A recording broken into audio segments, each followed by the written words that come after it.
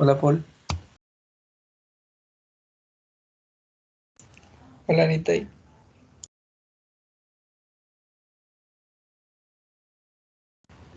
Yo estaba hablando y tenía el micrófono silenciado. Ya, ahora sí. Ahí pueden ver, ¿o no? Sí, ahí se ve. Ya, gracias. Bueno, vamos a empezar entonces la primera reunión de ayudantía.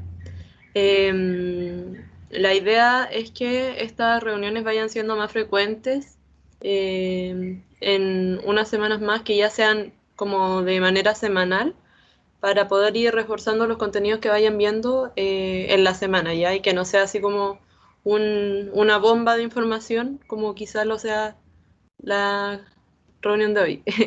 Pero traté de que no, ¿ya? Entonces, vamos a empezar.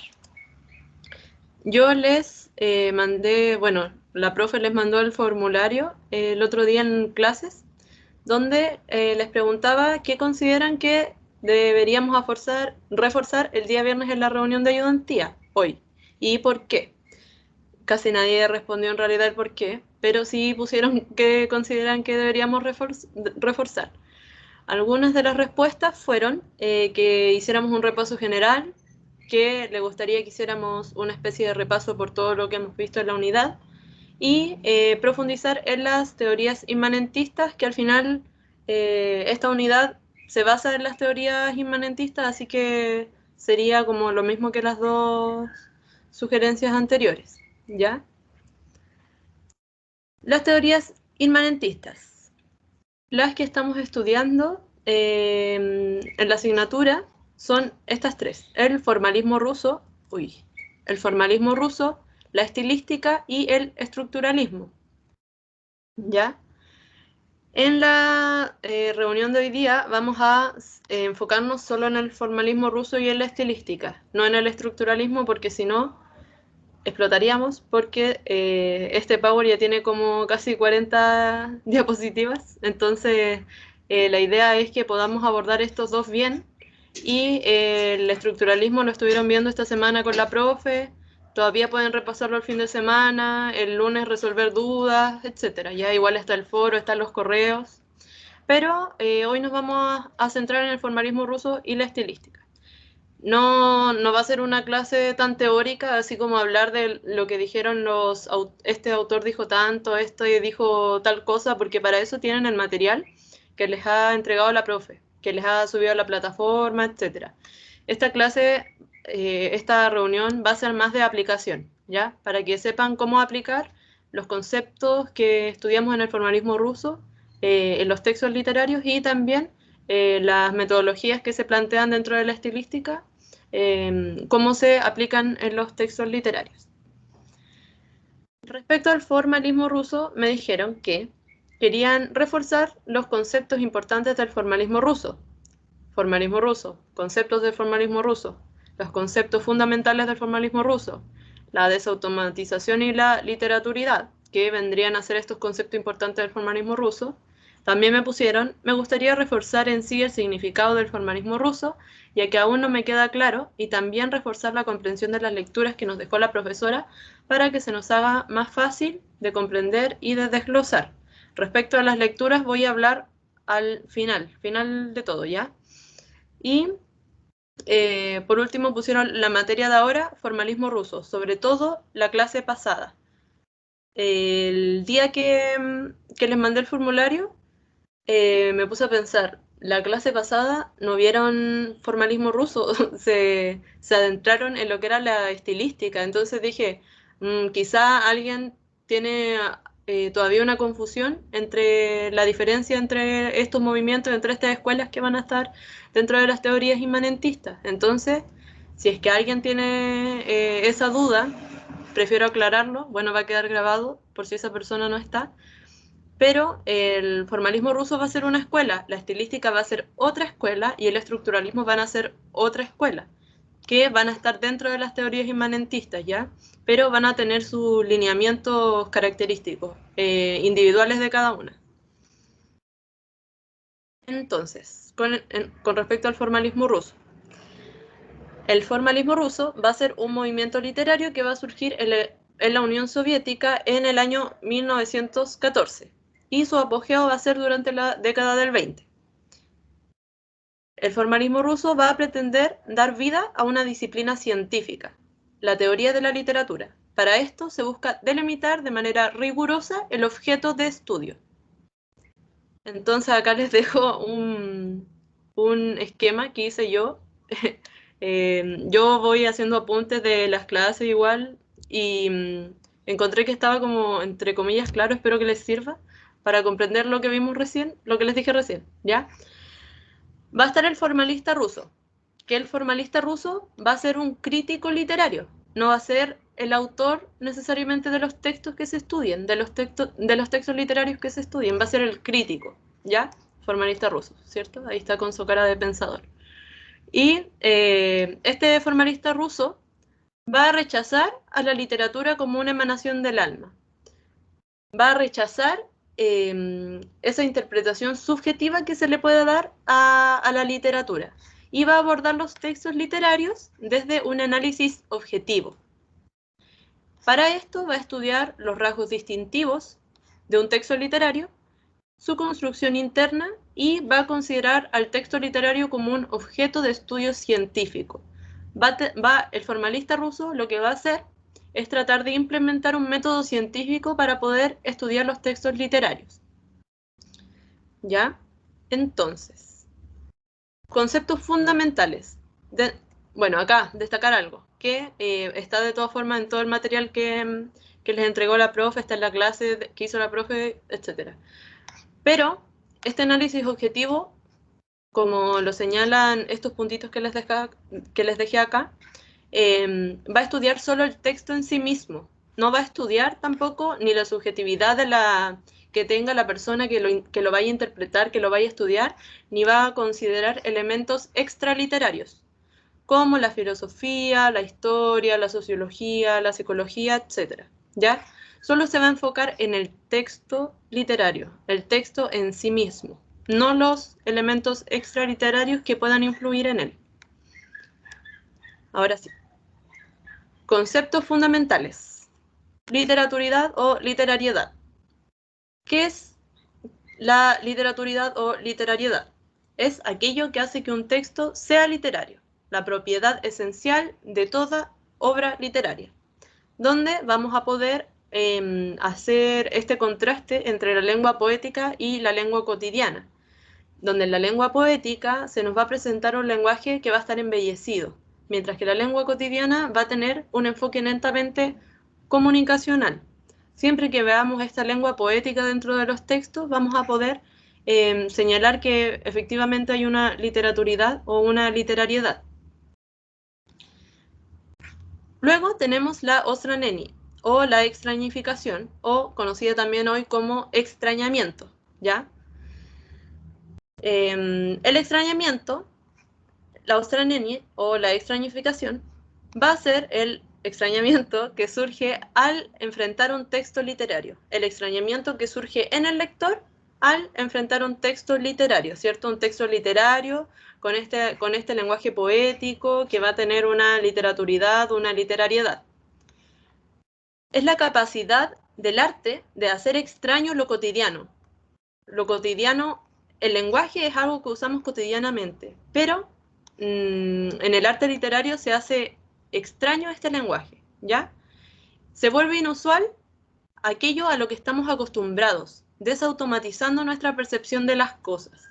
Y aquí viene de la mano la desautomatización, que es la modificación de la relación establecida entre el significante y el significado, donde las palabras adquieren un nuevo sentido.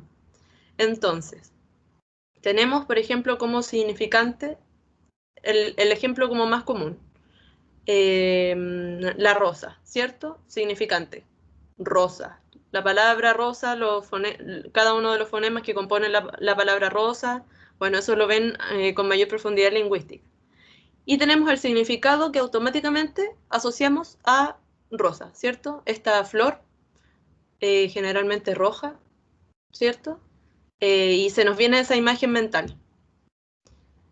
Pero en los textos literarios, este significante va a adquirir un nuevo sentido.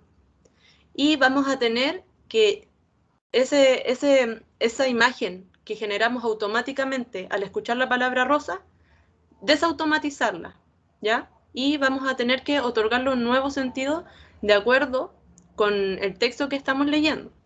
Entonces, en un texto, por ejemplo, rosa, cuando dicen rosa se pueden referir, no sé, por ejemplo, a una mujer. Eres tan, no sé, decir que es la rosa que alegra sus días. Algo así, ¿ya? Por dar un ejemplo. Entonces, dice, el significado que uno asocia automáticamente a un significante no es aplicable siempre al leer un texto literario, ya que el lenguaje poético va a requerir una desautomatización para otorgar otro sentido a la palabra. ¿Se entendieron? Bueno, yo asumo que igual muchos ya lo entendieron de las clases, pero no sé si alguien tiene alguna duda respecto a estos términos antes de avanzar. Sí, ¿no? Quizás ni siquiera me están escuchando. Por mi parte está bien. A mí se me confunde un poco como la australiana con la desautomatización. Ya. Ahora va a venir un esquema que espero que lo deje más claro, ¿ya? Ahí voy a preguntar si lo entendiste después de que muestre el esquema. Acá, otro esquema que hice yo. Tenemos al texto literario, ¿ya? El texto literario va a ser literario porque tiene literaturidad, ¿ya? Va a tener este lenguaje poético, ¿cierto? Que lo va a hacer diferente. Lo va a hacer diferente a otro tipo de textos que van a tener un lenguaje con un enfoque comunicacional. Esta literaturidad va a generar un extrañamiento. ¿En qué sentido? En que voy a enfrentarme al texto literario, voy a ver ese lenguaje poético donde los significantes van a tener otro significado distinto al que yo asocio habitualmente, entonces me va a generar un extrañamiento, ¿cierto? Voy a decir, y ahí, y este extrañamiento requiere de una desautomatización para poder entender finalmente ese texto literario. Entonces, me enfrento al texto literario, veo que tiene literaturidad, ¿cierto? Este lenguaje poético me va a generar extrañamiento porque me va a decir que ella es la rosa que alegra sus días. Entonces voy a decir, ella es la rosa que alegra sus días y voy a decir, no me va a calzar automáticamente porque voy a asociar el concepto de una flor, ¿ya? Entonces ahí va a requerir una desautomatización. Tengo que, ese concepto de rosa que yo tengo en mi cabeza, voy a desautomatizarlo y voy a darle otro significado para poder entender lo que el texto literario me quiere decir dentro de ese lenguaje poético. No sé si se entendió mejor o si termina enredando. Yo sí entiendo así como los conceptos y como lo expliqué, sí lo entiendo. Lo que sí, por ejemplo, en el momento de, por ejemplo, como el trabajo que nos hizo la profe ese por Google, así como al momento de dar un ejemplo, ¿Qué parte del trabajo? Lo del...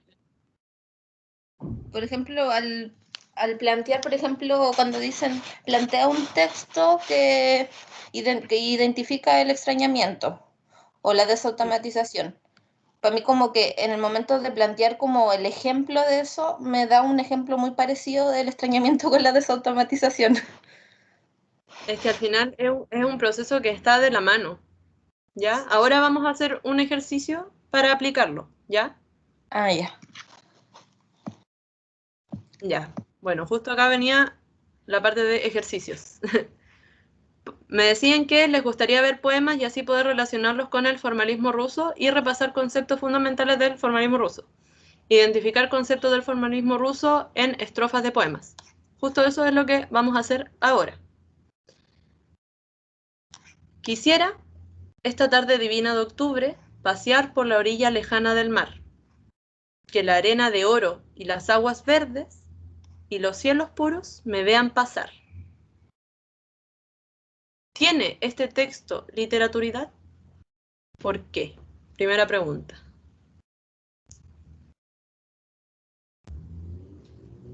No puedo ver el chat. Voy a tratar de abrirlo acá al lado. Sí, ¿Alguien porque quiere? tiene un lenguaje embellecido. ¿Ya? ¿Y cómo te puedes dar cuenta de que tiene un lenguaje embellecido?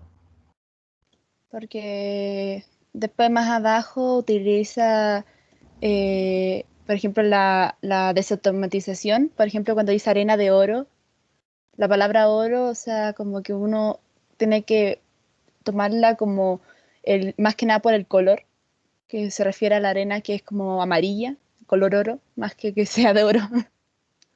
Ya. Por ejemplo, ahí, arena de oro, ¿cierto? Yo estoy leyendo. Quisiera esta tarde divina de octubre pasear por la orilla lejana del mar. Que la arena de oro y las aguas verdes y los cielos puros me vieran pasar. Y ahí me produce el extrañamiento, ¿cierto? Este lenguaje poético, esta literaturidad que tiene este texto, donde dice la arena de oro, me genera extrañamiento, ¿cierto? Yo digo, la arena no es de oro. Automáticamente yo pienso en la arena y la asocio con que no es de oro, ¿cierto? Entonces, al leer yo arena de oro, me genera extrañamiento. Eso es el extrañamiento. Entonces, para yo comprender a qué se refiere con arena de oro, esa asociación que yo tengo con la arena automática, de decir, no, la arena no es de oro, tengo que desautomatizarla. Y ahí viene la desautomatización. Tengo que desautomatizar esa idea que tengo en mi mente sobre la arena y llevarla al plano del lenguaje poético. Entonces acá vendría lo que dijo la compañera, que no puedo ver quién habla, así que no sé quién es, pero aquí vendría esa asociación, ¿cierto? Arena de oro. Ah, se refiere al color de la arena, no a que la arena sea de oro. A ver, esperen, voy a unirme desde otro dispositivo para poder ver el chat, si no, no voy a ver nada. Melanie, si quieres te leo lo que se está poniendo en el chat. No, ya lo tengo, ya lo tengo. Ah, ok. Gracias igual. La desautomatización y la literaturidad va de la mano con lo que conocemos como personificación. La personificación es una figura literaria, ¿ya? La literaturidad va a ir de la mano con las figuras literarias porque finalmente las figuras literarias están ahí para poder embellecer el texto, ¿ya? Las figuras literarias van a entregarle al texto también esta cualidad de este lenguaje poético, ¿ya? No solo la personificación es una de las figuras literarias, sino varias figuras literarias. Ahí vienen adelante más ejemplos donde vamos a ir abordando figuras literarias, ¿ya? Entonces, cuando nos encontremos, por ejemplo, frente a una figura literaria como la personificación, también va a generar este extrañamiento y vamos a generar esta desautomatización.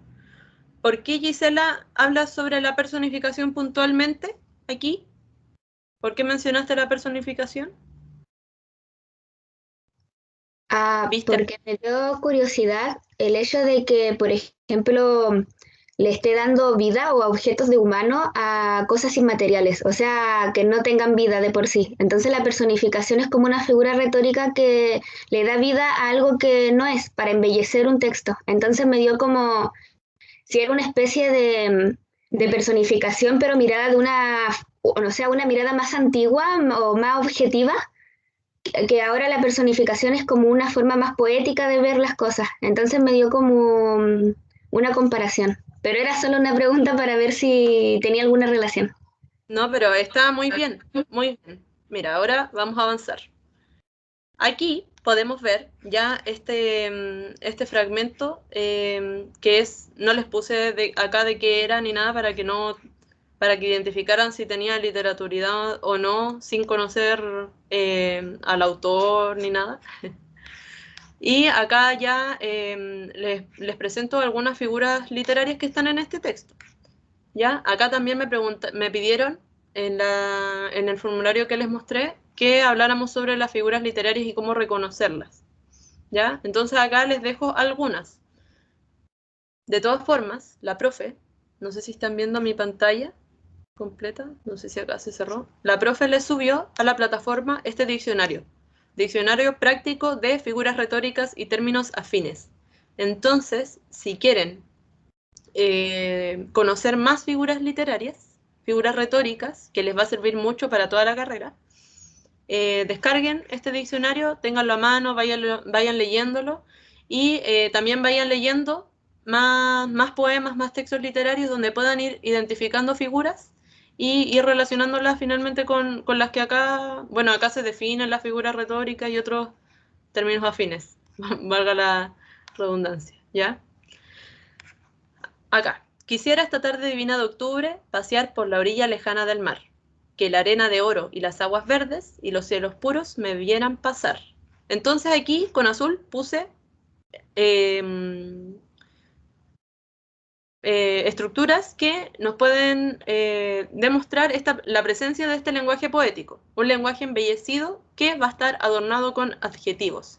Por ejemplo, en el romanticismo, este lenguaje embellecido, adornado con adjetivos, va a ser muy frecuente, ¿ya? Bueno, eso, por una parte, lenguaje poético. Lenguaje poético no es una figura literaria, por si acaso, por eso no lo puse en esta parte de acá. Ahora, figuras literarias. Tenemos epíteto, figura retórica que se presenta al atribuir cualidades al sustantivo con un fin estético. Estas cualidades suelen ser inherentes al nombre que las acompaña. Por ejemplo, aguas verdes. Yo sé que también las aguas son azules, ¿cierto? Pero también en algunos lugares las aguas son verdes, ¿ya? Entonces esta es una cualidad inherente. Solo podría haber puesto aguas, ¿ya? Epíteto. Por otro lado, tenemos la imagen o metáfora impura, figura retórica que relaciona un elemento real y otro metafórico apelando a su similitud. Aquí se nos va a presentar tanto el referente real como el referente metafórico, ¿ya? ¿Por qué no es una metáfora pura? Porque en la metáfora no se nos presenta este referente real, solo se nos va a presentar el referente metafórico, ¿ya? Y aquí tenemos arena de oro. No dice que el oro y las aguas verdes y los cielos puros me vean pasar. Si dijera solo oro, sería una metáfora. Pero dice la arena de oro. Entonces nos presenta el referente real, arena, y el referente metafórico, oro. Y luego tenemos también la personificación, que era lo que decía la compañera recién, por eso yo le preguntaba por qué me había señalado puntualmente la personificación. Dice que la arena de oro y las aguas verdes y los cielos puros me vieran pasar. ¿La arena, las aguas y los cielos pueden ver a alguien? No, porque los humanos, los animales, seres animados, pueden ver pasar a alguien, ¿cierto? La arena, el agua y el cielo son referentes inanimados. Entonces aquí se personifican y se les da la cualidad o se les atribuye la posibilidad de ver, ¿ya? Entonces se le atribuyen cualidades humanas a un referente no humano, a la arena, al agua y a los cielos. Tanto el epíteto como la imagen o metáfora impura presente y la personificación demuestran que este texto finalmente tiene literaturidad, ¿cierto? Igual que el lenguaje poético, ¿ya? Porque acá este fragmento se escapa de un fin netamente comunicacional, ¿ya?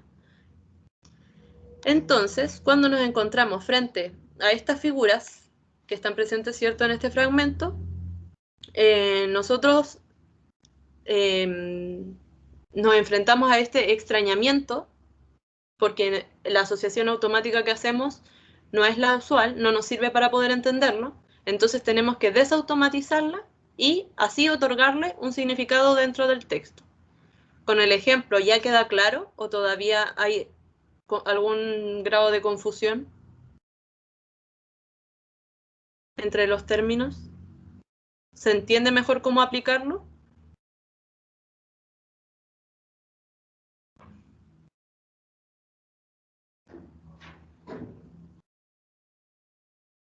Por mi parte, sí. ¿Alguien más que me diga si sí o si no?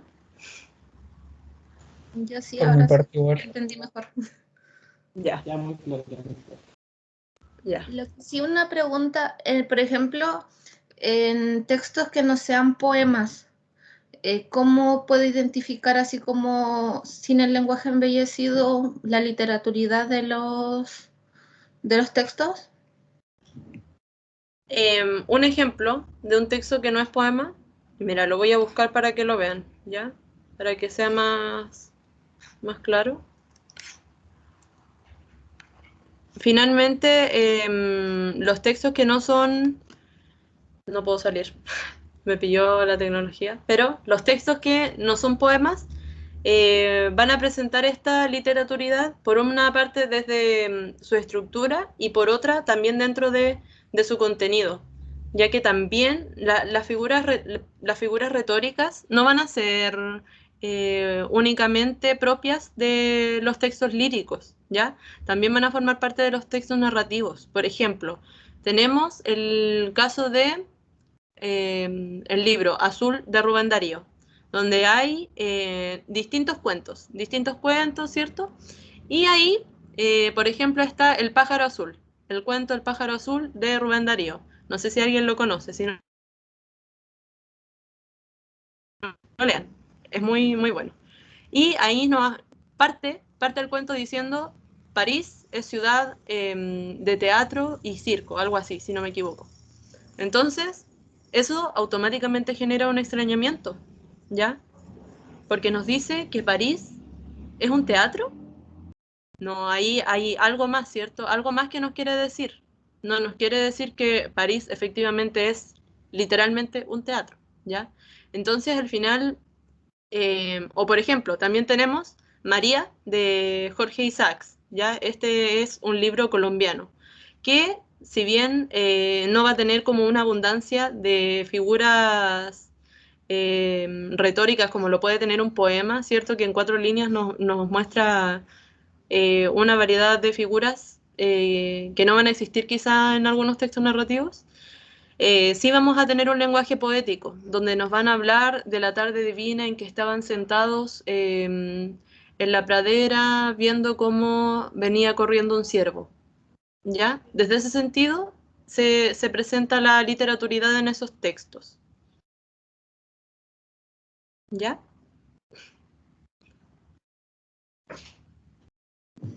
Sí, ahí como que comprendí mejor. Gracias. Ya. Entonces, avanzamos. ¿Puedo avanzar?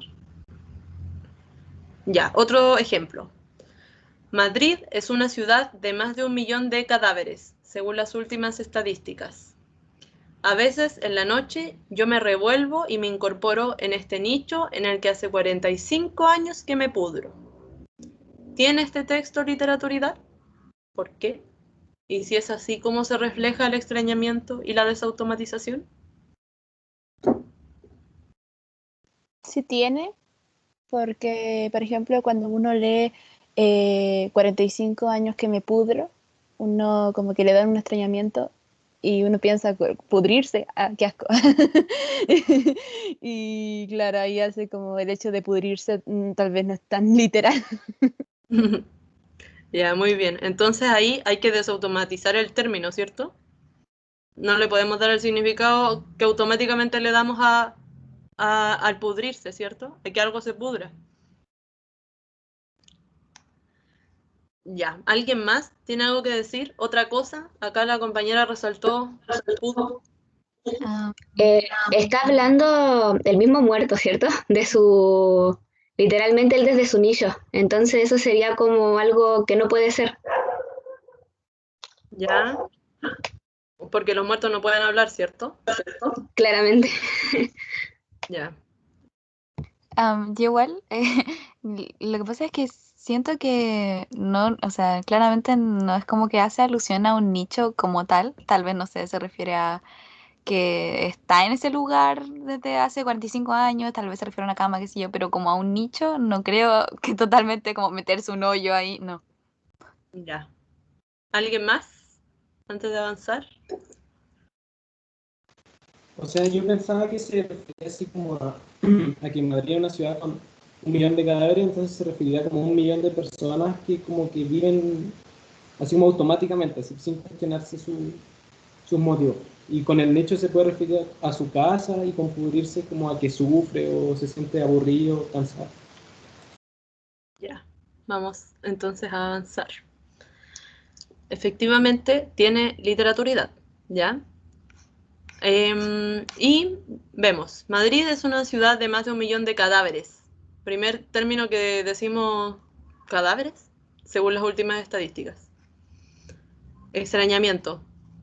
Primera parte en el texto en el que nos encontramos frente a este lenguaje poético, que no tiene necesariamente que ser sobre rosas y luces y mariposas volando por el cielo. Acá está hablando de cadáveres. A veces en la noche yo me revuelvo y me incorporo en este nicho, cadáveres nichos ya, en el que hace 45. Este es el fragmento de Insomnio de Dámaso Alonso. También les recomiendo mucho que lean este poema, es muy bueno. Y acá podemos encontrar que cada uno de estos términos finalmente es una metáfora, ¿cierto? La metáfora es la sustitución de un término real por uno imaginario. Acá el término real no está, ¿cierto? No sabemos, no nos dice, por ejemplo, que personas que son cadáveres. No, solo dice cadáveres, ¿ya? Una idea o concepto se expresan por medio de otra idea o concepto diferente con el que se asocia. Hay una asociación de conceptos, ¿cierto? Donde no se nos presenta el término real, pero sí el imaginario. Entonces, acá, ¿qué es lo que quiere decir cadáveres? Con cadáveres se refiere a personas.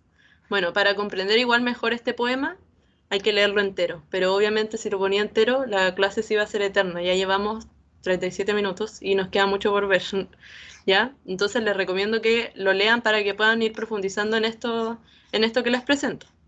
Cadáveres, personas. Nicho puede asociarse con la cama o puede asociarse con la vida, ¿cierto? Y pudro, pudrirse.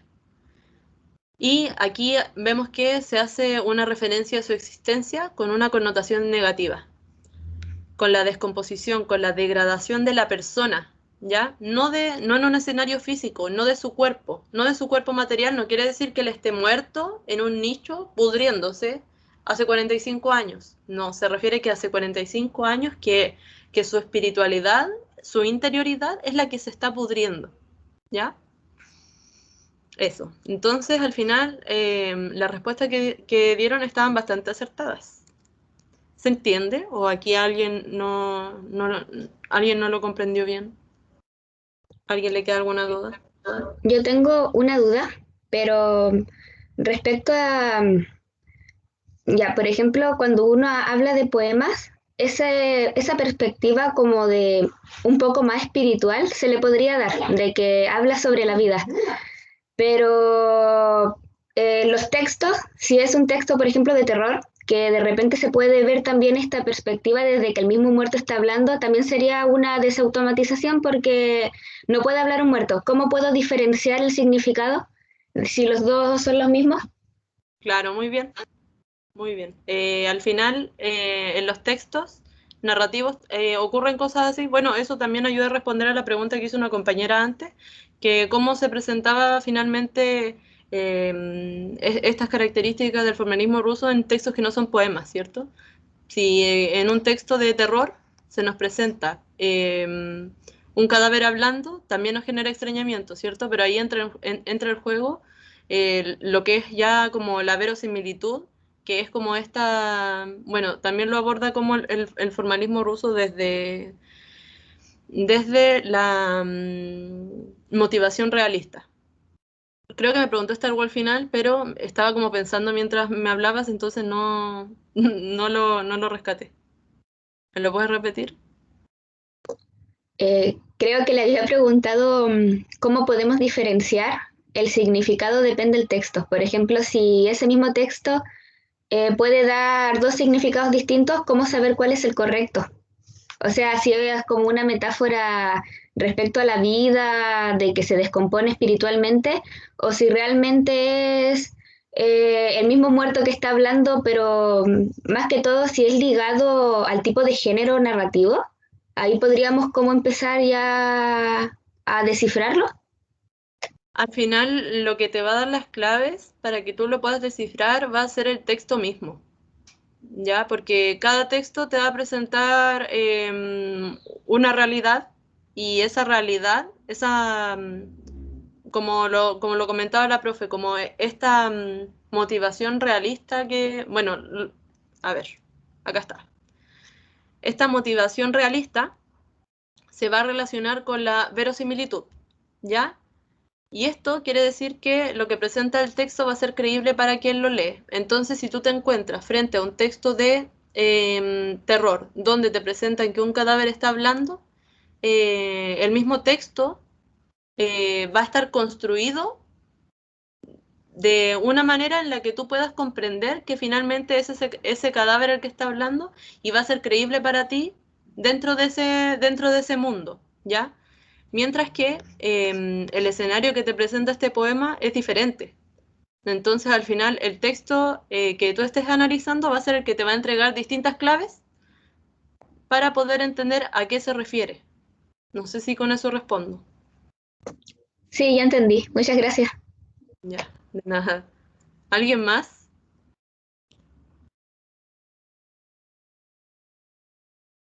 ¿No? ¿Avanzamos?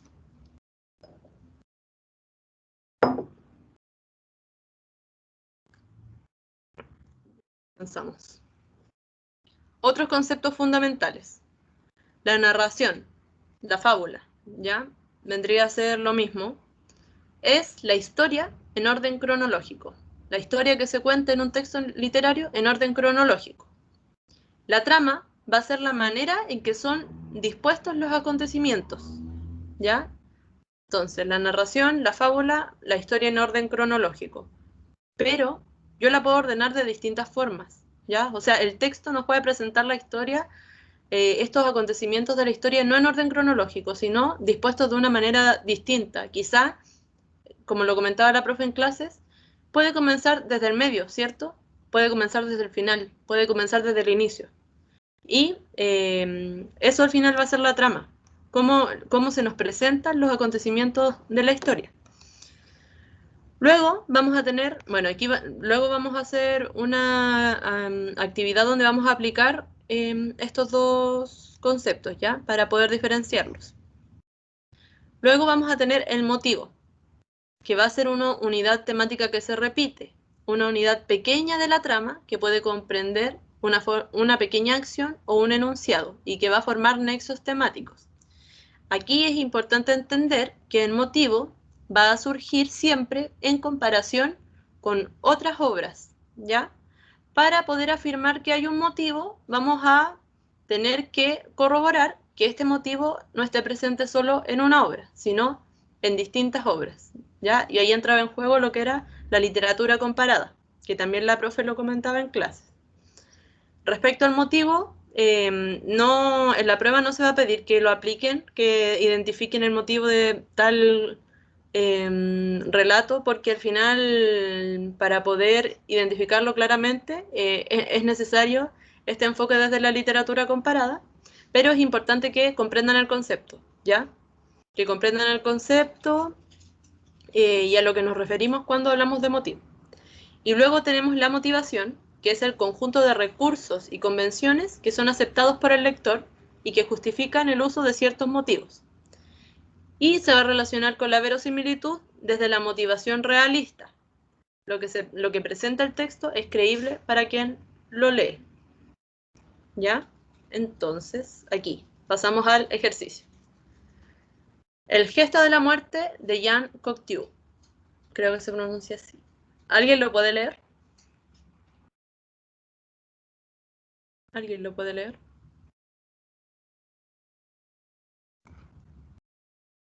Ya, yo lo leo. Gracias.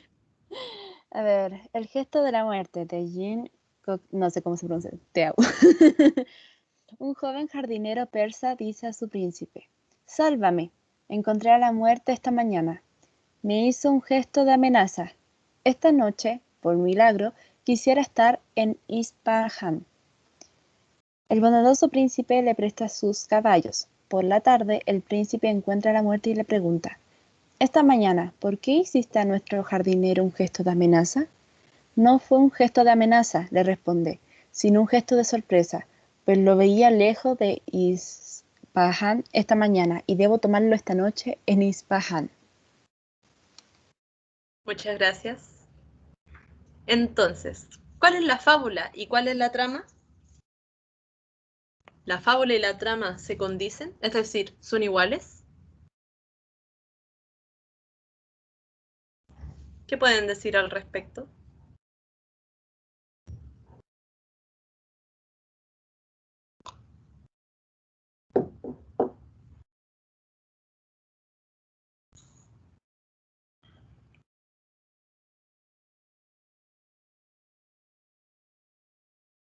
¿A alguien se le ocurre algo? No sirve de nada. Yo creo que no coinciden.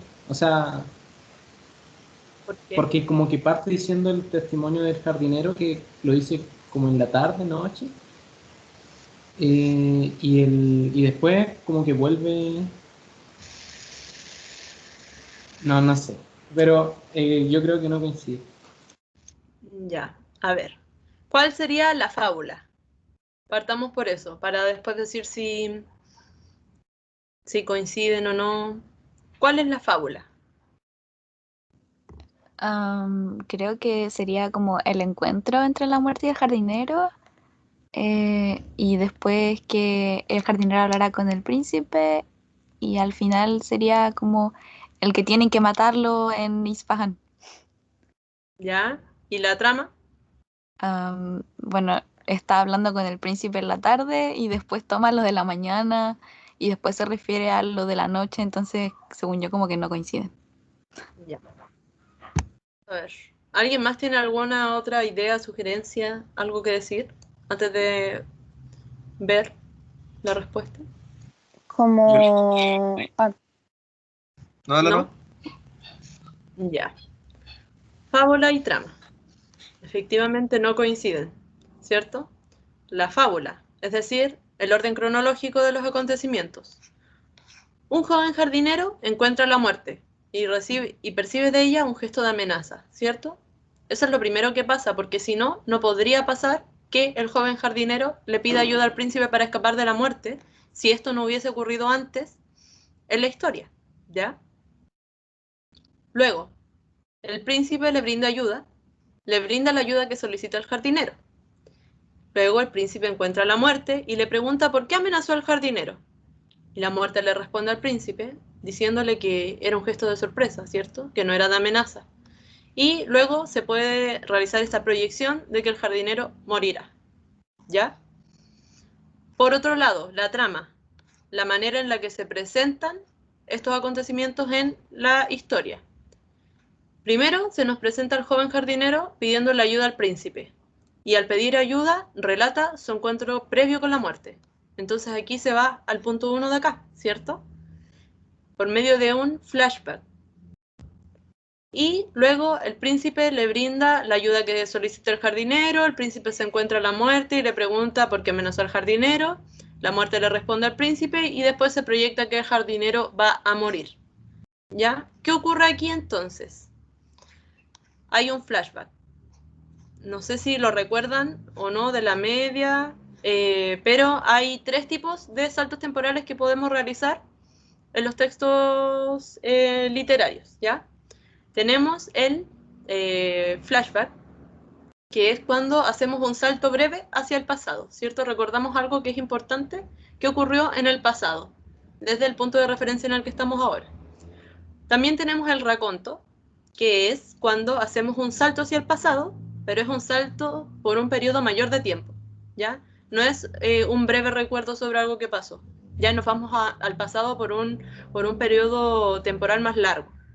Y luego tenemos el flash forward, que es cuando estamos en el presente, ¿cierto? Se está narrando la historia desde el presente y de repente hace un salto hacia el futuro y después vuelve al presente, ¿ya? Esos serían los 3 saltos temporales que hay. Y aquí podemos encontrar el flashback. Un joven jardinero persa dice a su príncipe: «Sálvame, encontré la muerte esta mañana». Me hizo un gesto de amenaza. Esta noche, por milagro, quisiera estar en Isfahán. El bondadoso príncipe le presta sus caballos. ¿Ya? Flashback. ¿Se acordaban de esos conceptos? ¿No? ¿Sí? Después les va a tocar enseñarlos, así que vayan repasándolos si no se acordaban. Ya. Hasta ahí. Formalismo ruso. ¿Queda más claro? Literaturidad, extrañamiento, desautomatización, fábula, trama.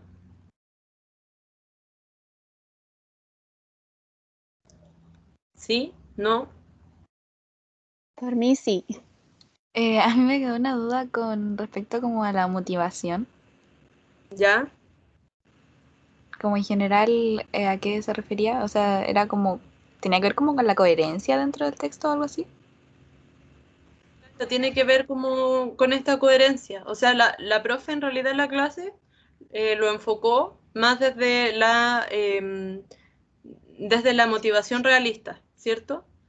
Que finalmente quería decir lo que yo explicaba recién, que al final el texto va a estar construido de una manera tal, va a estar construido con esta motivación realista de que finalmente todo lo que lo compone se presente como creíble para quien lo lee, ¿ya? No sé si... Y en ese sentido se hace el juego con la verosimilitud. No sé si me expliqué o no. Sí, ahora sí, gracias. Ya. De todas formas, igual tienen todo el material de apoyo que les ha entregado la profe, donde igual va definiendo los conceptos y tienen las clases grabadas. Esta clase igual va a quedar grabada. Parece que la vamos a subir a módulo igual. Tengo que ver cómo hacerlo. Ya, Disculpa, ¿alguien más? sí. Quería preguntarte acerca de los motivos. Que la ¿Ya? profe ha dicho que estaban los motivos determinados y los libres. No sé si eso ¿Ya? lo puedo explicar. Al tiro. Al tiro, al tiro. Ya. Bueno, no lo anoté acá. Pero los motivos determinados iban a ser aquellos que se iban a requerir sí o sí en la obra, ¿ya?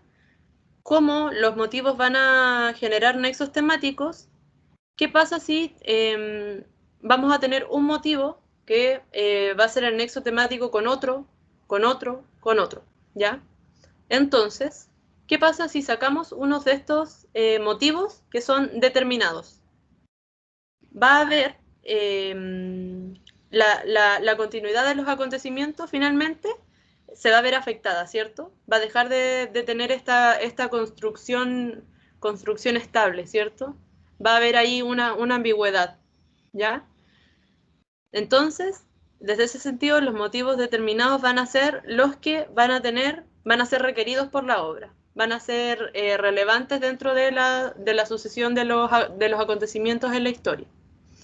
Mientras que los motivos libres van a ser aquellos que, si los sacamos, no van a influir tanto en la obra, ya no van a afectar la conexión entre los acontecimientos que se van desarrollando. ¿Queda claro o no? Por mí sí. Ya. ¿Alguien más? Yo tengo una duda. Dígame. ¿Se escucha? Es que tengo mal el internet. No sé si se escucha. Es que se habla de, cuando se hacen referencia a los motivos determinados y libres, se refieren a acciones, pero en la definición se habla de que son conceptos que se repiten en diferentes obras. Entonces como que esa contradicción como que me choca un poco, entonces no lo logro entender muy bien qué es lo que es un motivo. Sí, yo igual tuve ese choque, se lo planteé a la profe y me lo explicó, ¿ya? Finalmente, la profe me dijo que al final hay que quedarse con el motivo como un concepto, ¿ya? Como un concepto que se puede incluir acciones, puede incluir ciertos elementos, pero que finalmente va a ser un concepto, una unidad temática, ¿ya? Pongámoslo así, una unidad temática que se va a repetir. Se va a repetir en un texto y se va a repetir en otros textos. Desde ahí el enfoque de la literatura comparada, ¿ya? Eso, no sé si... Más que acciones hay que entenderlo como unidad temática, como un concepto más general. O te enredé más.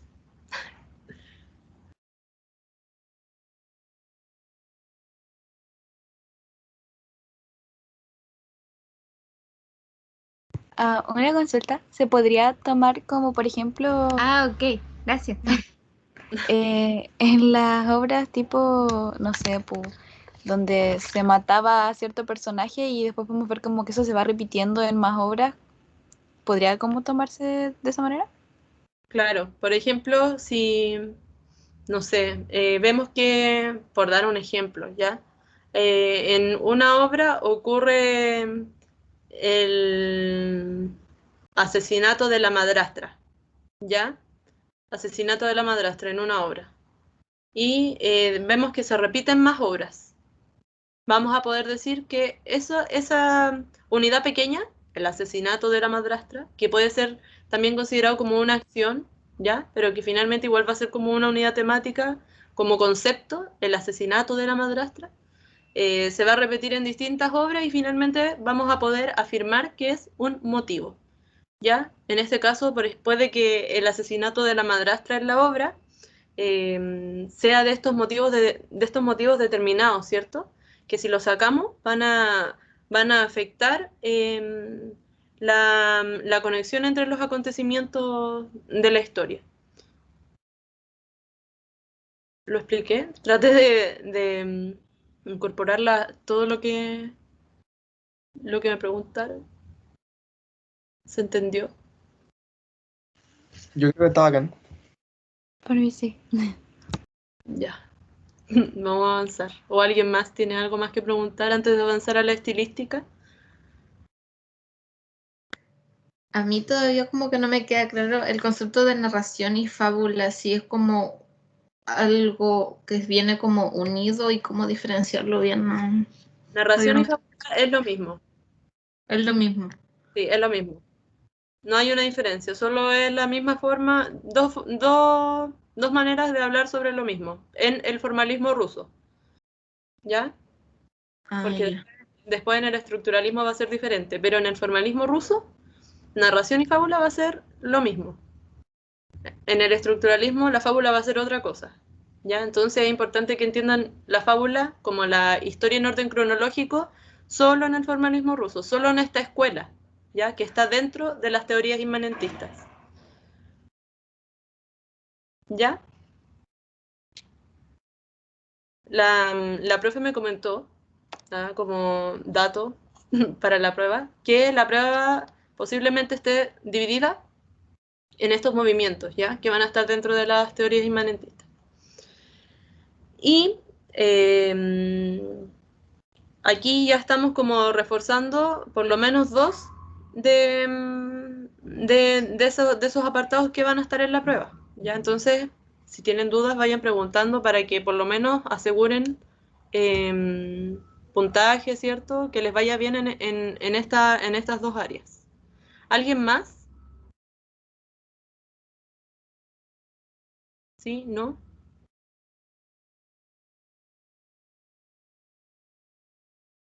Ya avanzamos entonces.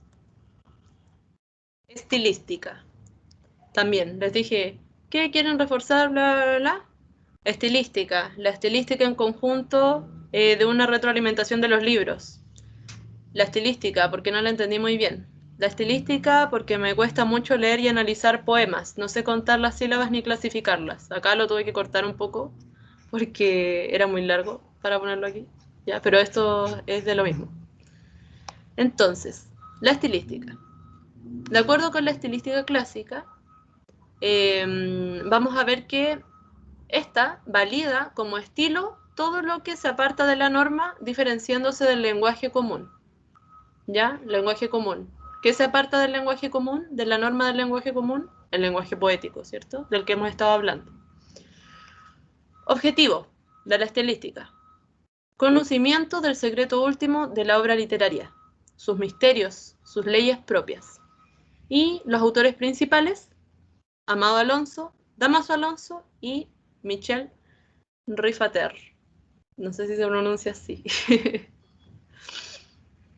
Amado Alonso señala que el objetivo de la estilística es conocer lo poético de la obra en sus dos aspectos esenciales, cómo está constituida y la delicia estética, ¿ya? Y el método que va a proponer va a ser conocer y analizar los elementos formales y captar lo estético a través de la palabra.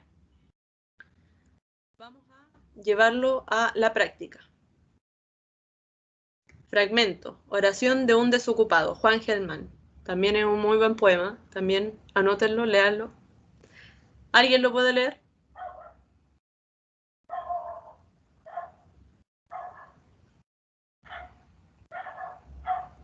¿Alguien lo puede leer? Ya, bueno. Adelante. Yo no robé, no asesiné. Fui niño y en cambio me golpean y golpean. Te digo que no entiendo. Padre, bájate. Si estás, que busco resignación en mí y no tengo y voy. A agarrarme la rabia y afilarla para pegar y voy. A gritar a sangre en cuello porque no puedo más. Tengo riñones. ¿Riñones? Sí, riñones. Acá me faltó un verso que le da más sentido a esto, pero ahí está más adelante. Estoy segura que lo puse en las otras. Dice después, y soy un hombre, por si acaso. Ya. Entonces, conocer y analizar los elementos formales.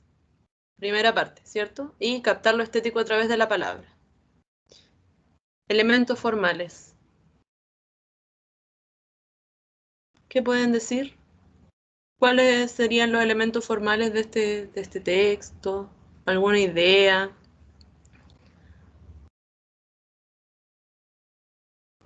Está escrito en verso y estrofa. ¿Ya? ¿Y aquí cuántas estrofas hay? A Una. ver, es una, ¿no? Es que no sé cómo si se ve bien. De hecho, es parte de una gran estrofa. Ah, ya. No tiene como una métrica definida, ¿no? ¿Ya? Ahí vamos a ver cómo se llama eso. ¿Ya? Que no tenga una métrica regular. Ya. No los voy a complicar, así que vamos a avanzar. Elementos formales. La métrica, ¿cierto? El análisis del metro, del verso. Yo no robé, no asesiné, fui niño. Aquí se va haciendo el conteo de sílabas, ¿cierto? Yo no robé, no asesiné, fui niño. Acá podemos observar una sinalefa.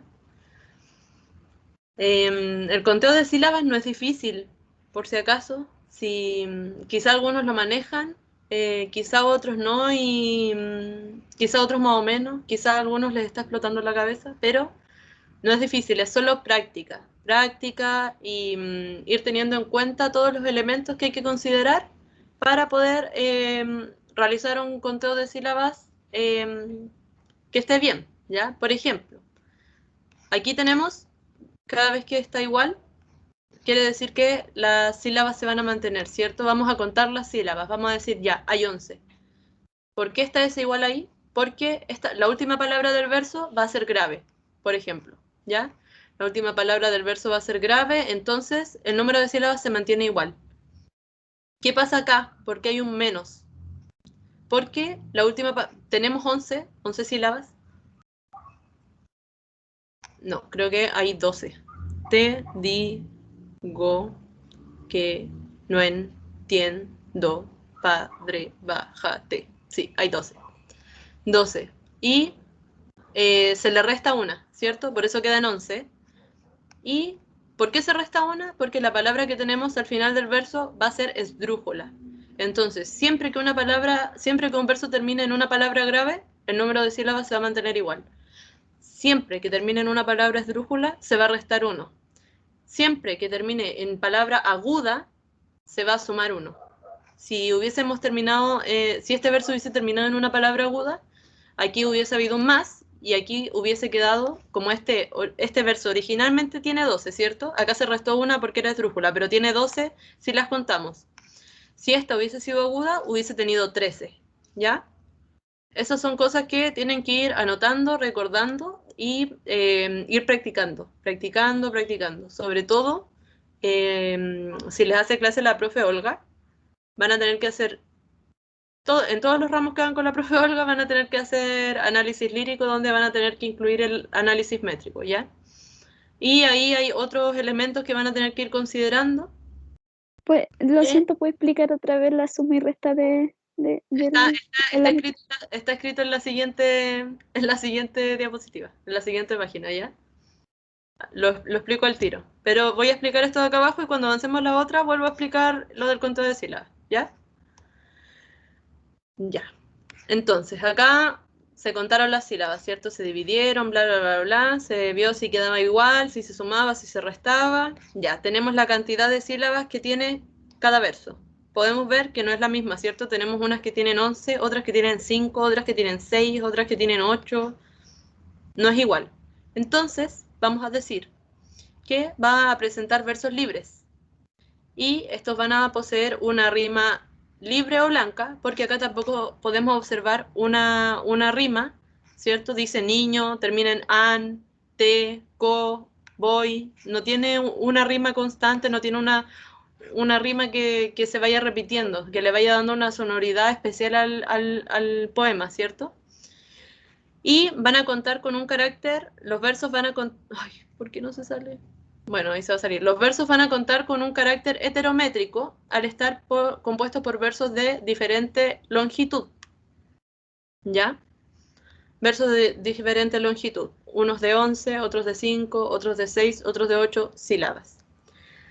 Rima blanca, versos libres, el carácter heterométrico o homométrico, o cuando hablemos de un carácter homométrico en los versos, quiere decir que, por ejemplo, todas o la mayoría de los versos o todos los versos van a haber tenido, por ejemplo, 11 sílabas, ¿ya? A eso nos referimos cuando decimos que es homométrico, que son iguales, ¿ya? Heterométrico, que son diferentes. El metro, la métrica, es diferente. Versos libres, rima blanca y todos los otros conceptos asociados a la rima, a los versos, etcétera, los van a encontrar aquí. En este documento, que es bastante bonito, lo hizo la profe Claudia, se lo subió, está en la semana 6 en Moodle. Si me pongo acá a contarles, a explicarles cada uno de los elementos relacionados al género lírico que se van a asociar cuando uno haga un análisis métrico, estaríamos toda la tarde, ¿ya?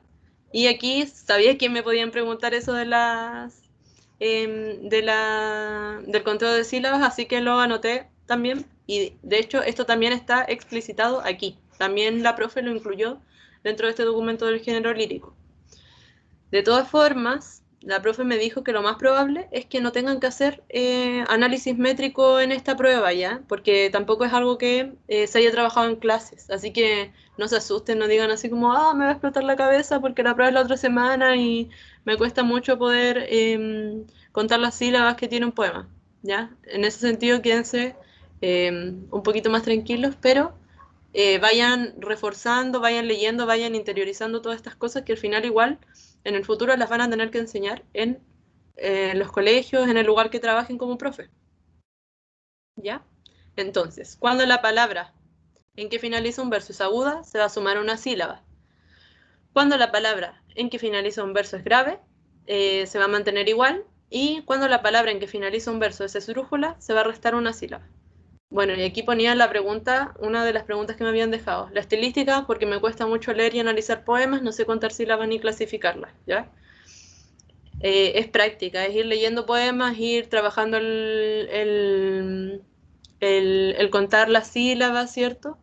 El analizar el metro del poema, y incluso les sirve mucho escribir poesía. Por ejemplo, ustedes dicen, voy a escribir un soneto.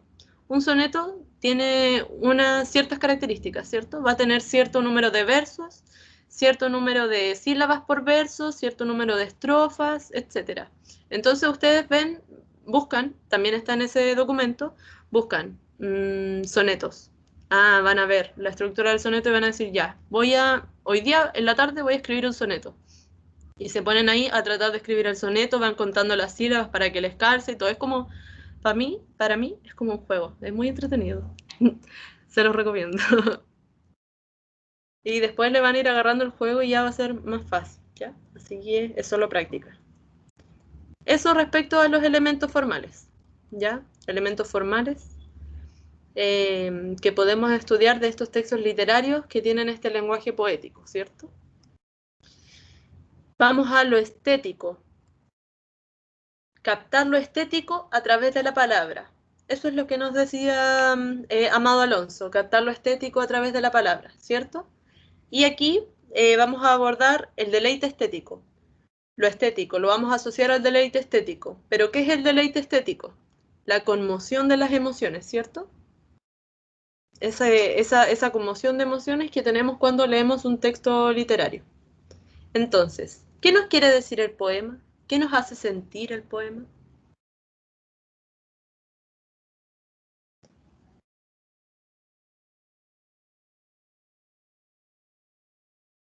¿A alguien se le ocurre?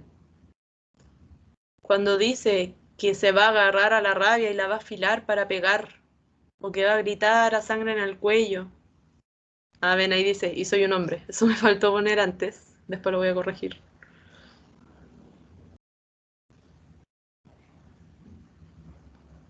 O sea, nos hace como darnos cuenta, digamos, de la rabia o de la desesperación de un hombre en este caso, que tiene ¿Ya? riñones.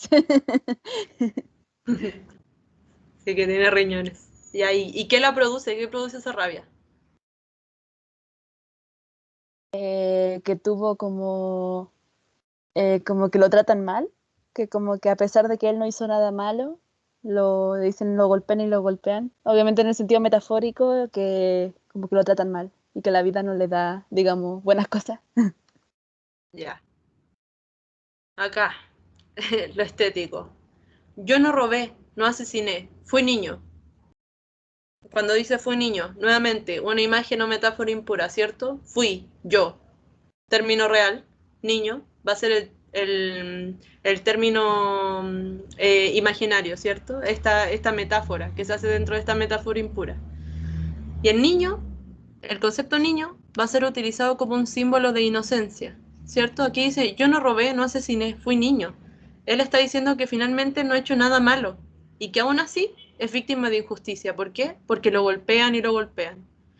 Acá, golpean. ¿Por qué no es suficiente decir una vez golpean? ¿Por qué vuelve a decir golpean? ¿Para qué? Para enfatizar la idea, ¿cierto?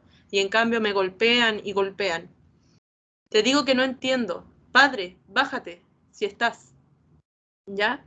Padre, bájate si estás. Un hiperbatón. El hiperbatón es cuando se desordena la estructura, el orden lógico con el que se debería decir una oración, ¿cierto? Acá sería, Padre, si estás, bájate, ¿cierto? Pero aquí dice, Padre, bájate si estás. Incluso acá podemos dilucidar un cierto nivel de blasfemia, ¿ya?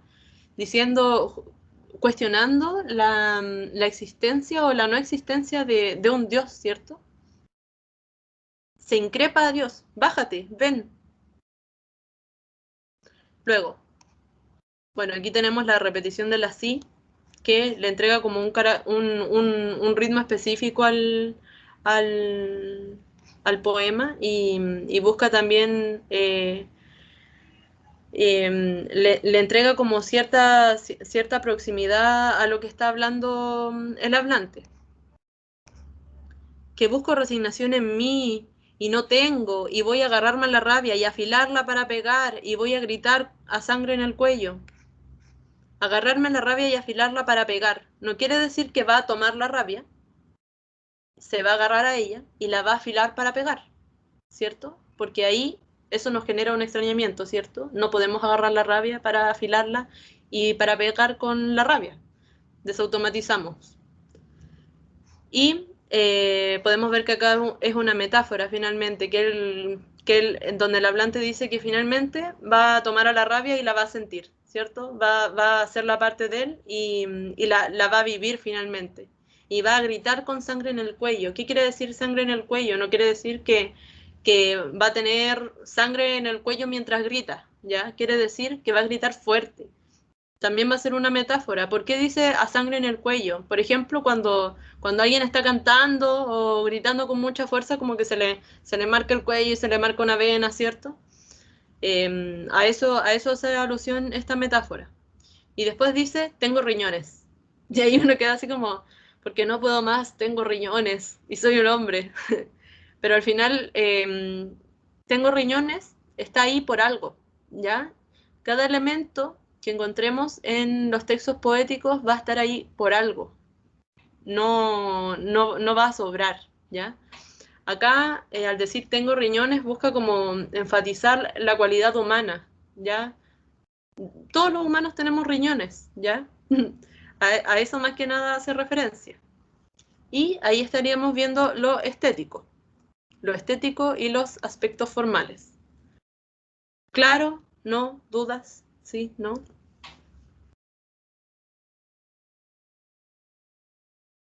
Está claro por mi parte. ¿Alguien más?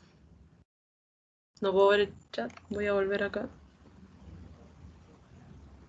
¿Alguien? También, todo bien. Ya. Avanzamos entonces a Dámaso Alonso. Dámaso Alonso. Dámaso Alonso dice que el objetivo de la estilística es sacar todo lo oculto de un poema, el misterio. De aquí vamos a abordar un poema muy bonito, muy, muy sad. Método. Captar la unidad y la unicidad del relato a través de un salto intuitivo, ¿ya? Salto intuitivo. Distinguir entre el significado y el significante y atender a la forma externa e interna del relato. Fragmento, El despertar, de Alejandra Pizarnik. ¿Quién lo puede leer? La Jennifer. Ya. Ha sido Sí. Señor, la jaula se ha vuelto pájaro y se ha volado, y mi corazón está loco, porque aúlla a la muerte y sonríe detrás del viento a mis delirios. ¿Qué haré con el miedo? ¿Qué haré con el miedo? Acá les pongo un fragmento, ¿cierto? Porque si no, nos demoraríamos tanto, pero también les recomiendo que lean este poema. Van a cortarse las venas. Ya, acá está. Fragmento El despertar, Alejandra Pizarnik. Salto intuitivo. ¿Cuál fue la primera impresión que sintieron al leer este fragmento? ¿Qué fue lo que se les vino a la mente? Díganlo sin miedo.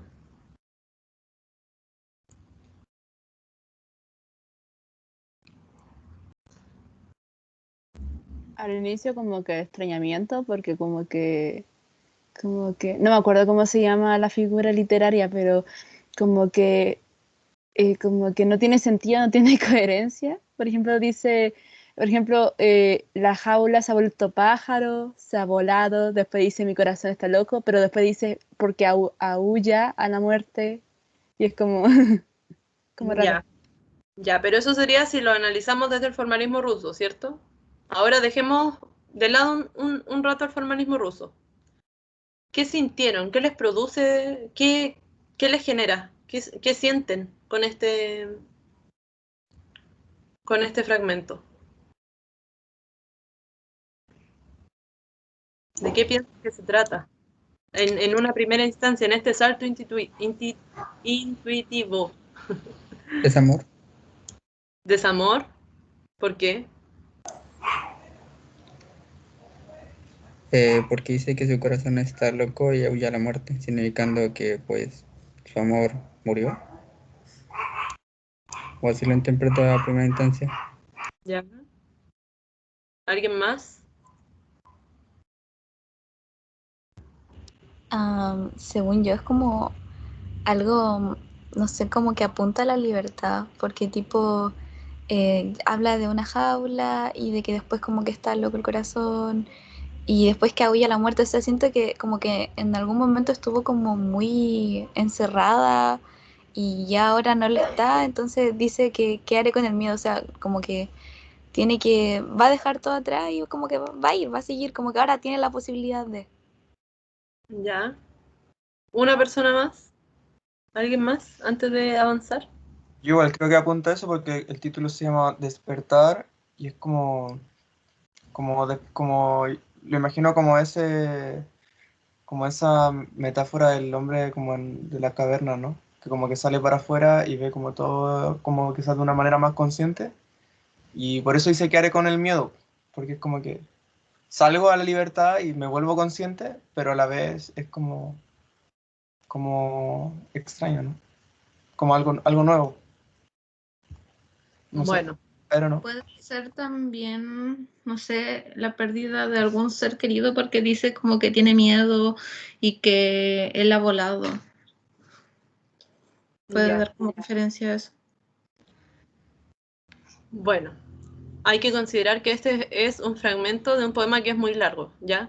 Entonces, este es digamos, las primeras dos estrofas del poema. Entonces, igual con lo que va viniendo después dentro del mismo poema, considerando solo el poema, ¿cierto? No considerando a la autora ni su vida, porque estamos dentro de las teorías inmanentistas que no consideran los elementos extraliterarios, considerando solo el poema, igual se va volviendo más fácil entenderlo, entender esto cuando conocemos la totalidad del texto. Vamos a ver. Bueno, aquí vamos a hablar sobre la unidad y la unicidad, ¿cierto? Después de haber hecho este salto intuitivo, vamos a ver lo que es la unidad y la unicidad dentro del texto. Con unidad nos referimos a estos elementos que están dentro de esta unicidad, ¿cierto? Finalmente el texto completo va a ser esta unicidad y la unidad van a ser aquellos elementos que van a estar componiendo, que van a formar parte de este todo, ¿ya? No sé si este dibujo se lo grafica más o menos bien. Hoy nos queda re poco tiempo y todavía queda por ver. Ya. Fragmento El despertar, Alejandra Pizarnik, unidad y unicidad. ¿Cierto? Señor, la jaula se ha vuelto pájaro y se ha volado. Mi corazón está loco, porque aúlla a la muerte y sonríe detrás del viento, a mis delirios. ¿Qué haré con el miedo? ¿Qué haré con el miedo? Cada elemento del poema, cada unidad, nos permite comprender finalmente el sentido global de la estrofa, la unicidad. Sabemos que no hay jaula, ¿cierto? Que esto está escrito con un lenguaje poético. Bueno, pero si lo vamos abordando tal cual, la jaula se ha vuelto pájaro. La jaula ya no está, ¿cierto? Se voló. Y el corazón está loco. ¿Pero por qué el corazón está loco? Porque ya no hay jaula, quedó libre. ¿Ya? No hay jaula. Entonces entendemos que el corazón estaba dentro de esta jaula. Por eso ahora está libre y está loco. Y ahora, ¿cómo sabemos que está loco? Porque aúlla a la muerte. Le aúlla a la muerte. Y le sonríe a los delirios. Interpretación. Los deseos reprimidos de acabar con su vida han vuelto, pues no ha podido contenerlos, ¿cierto? Por eso su corazón la huye a la muerte y sonríe detrás del viento a sus delirios, ¿ya? A los delirios, finalmente a los delirios que hay en la cabeza del hablante. ¿Qué haré con el miedo? ¿Qué haré con el miedo ahora que estos delirios volvieron? Ahora que mi corazón está huyendo a la muerte de nuevo. Y acá, vemos la relación entre el significante y el significado. Señor, la jaula se ha vuelto pájaro, desde lo literal. Una jaula que se vuelve pájaro y que se ha volado. Por ende, el corazón está loco, ¿cierto? Un corazón loco, que está aullando a la muerte y que le sonríe detrás del viento a sus delirios. ¿Qué haré con el miedo? Le produce miedo, ¿cierto? Pero desde lo poético, esto sería si asociamos el poema a lo literal, ¿cierto? A los referentes que se nos vienen a la mente, si lo vamos leyendo de forma literal. Desde lo poético, la relación entre el significante y el significado desde lo poético. Vendría a ser una asociación que cambia, ¿cierto? Donde tenemos el hablante que tiene miedo, ¿cierto? Acá la última estrofa digamos que lo corrobora. ¿Por qué? Por lo que hablábamos recién de la interpretación, ¿cierto? Porque finalmente su corazón está huyendo a la muerte, las ideas de acabar con su vida vuelven, y es como una confrontación con sus demonios internos, por eso ahí puse como un demonio. Y finalmente que esa jaula, que esa contención que ella haya tenido de esos deseos destructivos, de esos delirios que este hablante tiene, hayan vuelto, es lo que le produce miedo. ¿Qué haré con el miedo? ¿Qué haré con el miedo que me produce que esto haya sido liberado de nuevo? Eso, hasta ahí. ¿Le ven el sentido, no?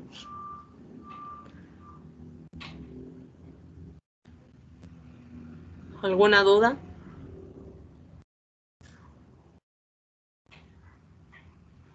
Entonces, al menos por Damaso Alonso, uno tiene que como que ver un poema, empezar como a preguntarse y empezar como a sacar las respuestas, digamos, de explicaciones.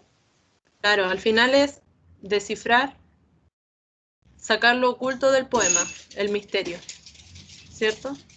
Esperen, denme un ratito. Chiqui. Oye, estoy haciendo una clase. Papá. Perdón, lo siento. Ya. Eso, al final Damaso Alonso propone que el objetivo es sacar lo oculto de un poema, ¿cierto? Sacar aquello que está oculto detrás de estas palabras. No sé si queda bien, si se entiende. Perdón por la contaminación acústica. ¿Alguien más? ¿Algo que decir? ¿O al final no se entendió?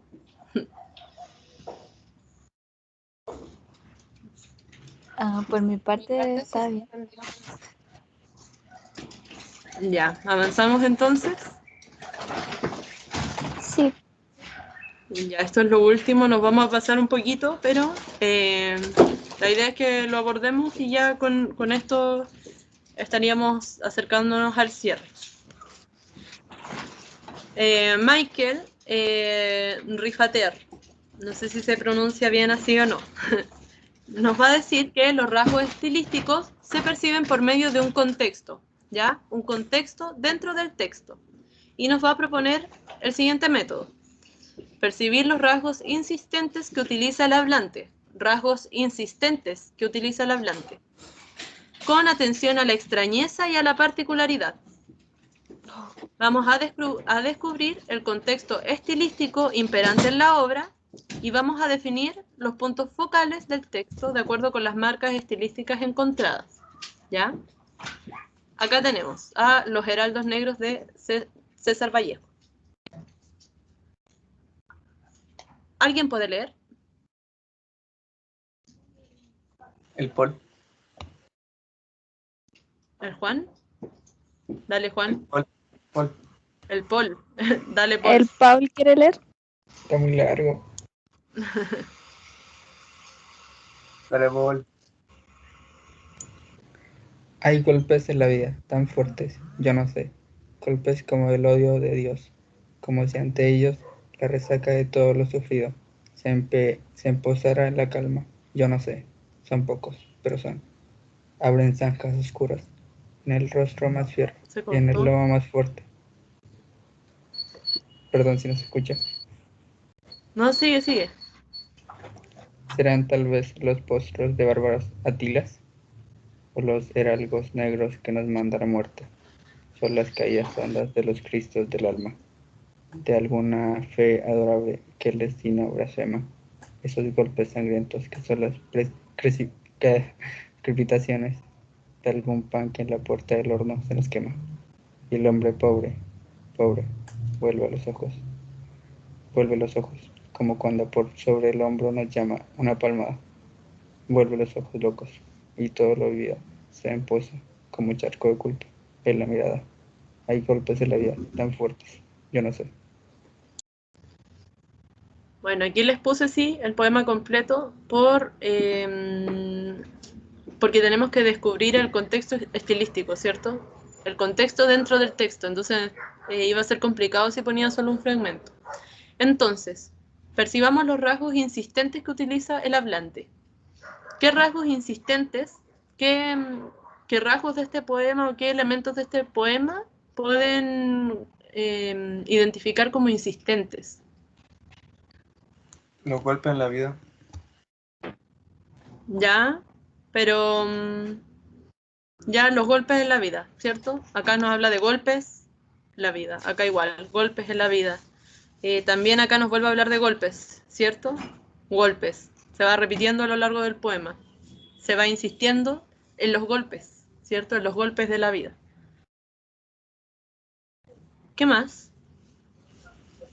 Según yo, como que puede plantear como duda, o no sé, porque constantemente dice que no sabe, o compara distintas cosas, como con como con preguntando, por así decirlo. Como que siento que inspira duda.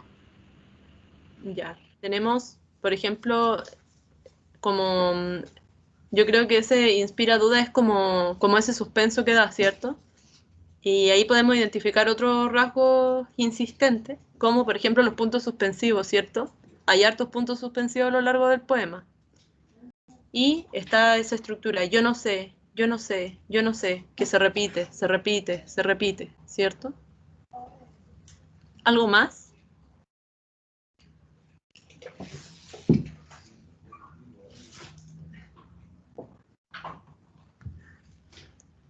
¿Algo más?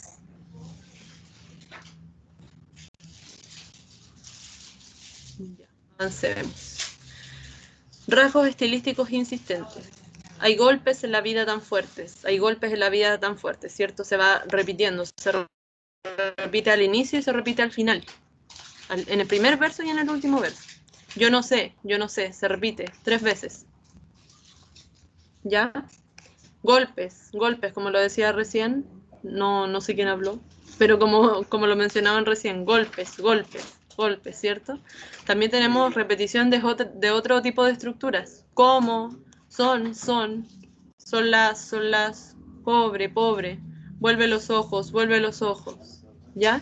Y también tenemos acá algo curioso, sustantivos, palabras que comúnmente reconocemos como sustantivos comunes que se escriben con minúscula, pero que acá nos las presentan escritas con mayúsculas, ¿ya? Rasgos estilísticos insistentes. Muerte y destino, 2 sustantivos comunes que están escritos con mayúscula. ¿Qué se escribe con mayúscula? Los sustantivos propios, ¿ya? Entonces, vamos viendo estos rasgos estilísticos insistentes que podemos ir apreciando en los distintos versos a lo largo del poema, y con base en ellos construimos entonces el contexto estilístico, ¿ya? Estos rasgos estilísticos insistentes los vemos, los empezamos como a sistematizar, y podemos decir que dentro del contexto estilístico hay una reiteración, por ejemplo, de los puntos suspensivos, que tenemos repeticiones de verbos, tenemos repetición de artículos, como, acá está, como, y de sustantivos y de adjetivos. Pobre, ¿cierto? Un adjetivo, golpes, sustantivo, ¿ya? Y también tenemos los sustantivos comunes con mayúsculas, donde pasarían a tomar un carácter de sustantivo propio, ¿ya? Entonces, aquí ya sistematizaríamos esos rasgos estilísticos insistentes, ¿ya? Dentro del contexto estilístico, donde abarcamos todo el poema, ¿ya? ¿Queda claro? Antes de avanzar a lo último. ¿Queda claro cómo identificamos estos rasgos estilísticos que se van repitiendo a lo largo de todo el poema y que finalmente terminan conformando este contexto estilístico? Sí. ¿Sí? ¿Alguien más? Ya. Sí. Ya, los rasgos estilísticos insistentes nos llevan a comprender el contexto estilístico del poema y después vemos la red de incitaciones. Estos rasgos estilísticos que sistematizamos, ¿cierto?, dentro del contexto estilístico del poema, nos llevan a la red de incitaciones. ¿A qué nos incitan? ¿A qué nos incita este contexto estilístico, estos rasgos estilísticos? ¿Cierto? Tenemos los puntos suspensivos. Pausas en el escrito que pueden reflejar esta interioridad del hablante, este suspenso, como esta duda a la que hacía referencia recién la compañera. Luego está la insistencia de repetir yo no sé, yo no sé, yo no sé, ¿cierto? Donde se nos presenta una fuerza expresiva del hablante, ¿ya? Luego tenemos la constante repetición de palabras, los verbos, los artículos, los sustantivos y los adjetivos, por medio de lo cual, finalmente, la incitación como de esta repetición constante de palabras vendría a ser enfatizar en esas ideas que se presentan en el texto. Son pocos, pero son, ¿ya? Énfasis. Acá decimos, y el hombre, pobre, pobre. No es suficiente decir una vez que es pobre. Tenemos que volver a decir que es pobre, ¿ya? Y finalmente, destino y muerte, sustantivos comunes, destino y muerte, al ser escritos con mayúscula, adquieren un rol de sustantivo propio, individualizando cada término. Entonces, al final, al escribir muerte y al escribir destino con mayúscula, los individualiza y les entrega una significancia mayor. ¿Ya? Les entrega finalmente como una personalidad a cada una de estas palabras, tanto a la muerte como al destino. ¿Ya? Acá la muerte es la que le manda, la muerte como sustantivo propio, al final como sujeto, es la que les manda a los heraldos negros, ¿ya? Esto vendría siendo como la red de incitaciones que está basada en este contexto estilístico y en estos rasgos estilísticos. ¿Se entendió o no se entendió? Sí. Sí. ¿Sí? ¿A alguien le queda alguna duda respecto a la estilística?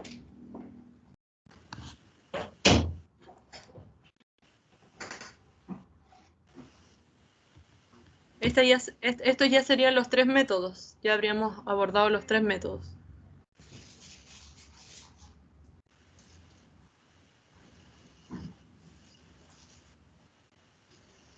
¿Alguna duda o no? Ya avanzamos para terminar. Me queda lo último, que son solo unos comentarios que quiero hacer en general.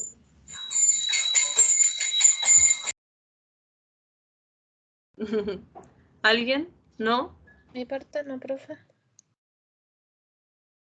No me digan profe. Soy su compañera. Ya. Bueno, si ustedes fueron poniendo dudas, deben haber visto sus dudas reflejadas. Y las últimas, al final de las personas que respondieron el formulario que les mandé, respondieron 22. Estas son las últimas 2 de esas 22, ¿ya? Acá tenemos que mencionaban que querían reforzar la poética de Aristóteles porque se le hizo muy difícil de entender y el estructuralismo con la lectura de hoy porque no entendí nada del texto, ¿ya? Bueno, esto del estructuralismo me lo mandaron antes de tener la clase del estructuralismo, así que tampoco desconozco si esta duda persiste hasta ahora. Pero si abordábamos estructuralismo, se dan cuenta que ya nos pasamos en 10 minutos y iba a ser eterno. Así que por eso abordamos solo estilística y formalismo ruso, ¿ya? El estructuralismo, tienen ahora todo el fin de semana para igual reforzarlo, tienen las clases de la profe, ya están subidas, tienen el material, tienen los foros, tienen el correo de la profe, tienen mi correo, para ir resolviendo dudas respecto a eso. Y sobre la poética de Aristóteles, también lo podemos ir reforzando más adelante. Perdón, fue mi gato que se subió a una silla y se cayó. Ya. Y acá, esto era lo que iba a decir respecto a los textos, ¿ya? Que me decían que, por ejemplo, el estructuralismo con la lectura de hoy, porque no entendí nada del texto. O antes que me decían que les gustaría reforzar el formalismo ruso y que les gustaría reforzar la comprensión de las lecturas que nos dejó la profesora para que se nos haga más fácil de comprender y desglosar.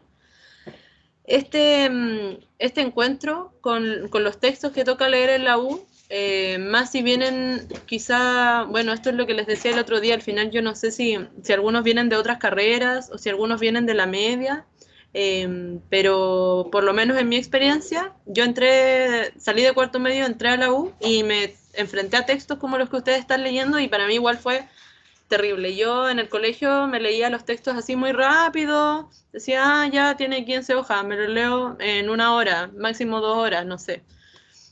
Y después entré a la universidad y era otra realidad, ¿cierto? Porque los textos que leemos en la universidad son distintos, tienen un lenguaje mucho más técnico. Entonces, finalmente aquí es importante que ustedes vayan desarrollando la habilidad para poder ir comprendiendo estos tipos de textos que los van a ir acompañando a lo largo de toda la carrera, ¿ya? Y aquí encontré súper buena este como apartado que hizo la profe dentro de la última clase, donde les mostró finalmente cómo poder desglosar para comprender, aquí desglosar para comprender un texto, ¿ya? Yo sé que esto lo ven y dicen, ¡ay, qué flojera! Me voy a demorar mucho tiempo, más del que pensé, en poder leer un texto para poder comprenderlo bien. Pero es algo que es necesario realizar, sobre todo al principio, para poder ir interiorizando conceptos que finalmente se van a ir repitiendo a lo largo de la carrera, ¿ya? Después, a medida que vayan avanzando, van a ir encontrándose con conceptos en los textos que vayan abordando que ya los van a haber buscado, ya van a haber hecho este desglose y este análisis. Entonces, la lectura se va a ir haciendo un poco más amena. Sin embargo, incluso cuando vayan avanzando en la universidad o incluso en el futuro, quizá cuando alguno está haciendo un magíster o cualquier otra cosa, van a tener que retomar este nivel de análisis para poder comprender un párrafo, para poder comprender un texto, ¿ya? Entonces, al final, es una habilidad que tienen que ir desarrollando ustedes, porque al final la profe aborda finalmente lo mismo que dicen los textos en las clases, ¿ya? Pero este trabajo que está aquí, este desglose, para propiciar la comprensión de los textos, tienen que ir desarrollándolo ustedes. Y es una habilidad que van a ir adquiriendo a medida que vayan leyendo y a medida que vayan realizando este tipo de análisis, aunque se demoren, ¿ya? Por eso, yo les decía el otro día, les destacaba la importancia de la organización y de ser realistas con los tiempos que uno se va a proponer y va a destinar a la lectura de ciertos tipos de textos. Ya yo no puedo destinar media hora a un texto que realmente sé que posiblemente no lo lea en media hora, ¿ya? Entonces, eso en relación con las lecturas, con esa quizá como angustia o nerviosismo por ir enfrentándose a los textos y no ir entendiendo. Eso. Nos pasamos en 13 minutos, lo siento. Pero espero que les haya servido la clase. Yo estaba muy nerviosa. No sé si lo notaron. Díganme algo. Yo creo que estuvo robado. Gracias porque se comprendió muy bien la clase. Sí. Ya, qué bueno. Voy a llorar. A mí ya me dio mis nervios y todavía no estoy en tu año. ¿Alguien ahí estaba hablando? ¿Se escucha? No, que se escuche Sí, me escucho yo misma. ¿Quién es? Giselle. Se me Bueno. quedó el micrófono prendido, creo. Yo misma. Bueno, ¿alguien más tiene algo que decir? Si no, ya terminamos. ¿Alguna sugerencia? ¿Les gustó esta forma como de ir planteándole las preguntas y ir resolviendo sus preguntas? ¿Sí? Está súper bueno, o sea, me ayudó a entender hartas cosas que, bueno, tenía bastantes dudas, la verdad. Entonces, ver diferente, o sea, la misma materia, pero explicada de dos personas distintas ayuda mucho porque se complementan entre sí. Entonces, su forma de explicar igual ayuda demasiado. Así que muchas gracias. Ya, qué bueno. Me alegro. De verdad, yo estaba muy nerviosa por esta clase. Pero la idea de estos espacios es al final que les sirvan a ustedes y que les ayuden a que les vaya mejor. Así que Sí, lo esperemos. de las preguntas fue muy bueno porque creo que más de uno, la pregunta que se presentó quizás tenía la duda, entonces a mí me sirvió mucho. Ya, qué bueno, me alegro. Me alegro por lo menos, valió la pena. Ya, pues, entonces quedamos en eso. Ahora descansen y mañana estudien. Ya, adiós, que estén bien. Chao. Cuídense Gracias. todos. Adiós. Gracias. Adiós. Cuídense, que estén bien. Ya conocen los canales.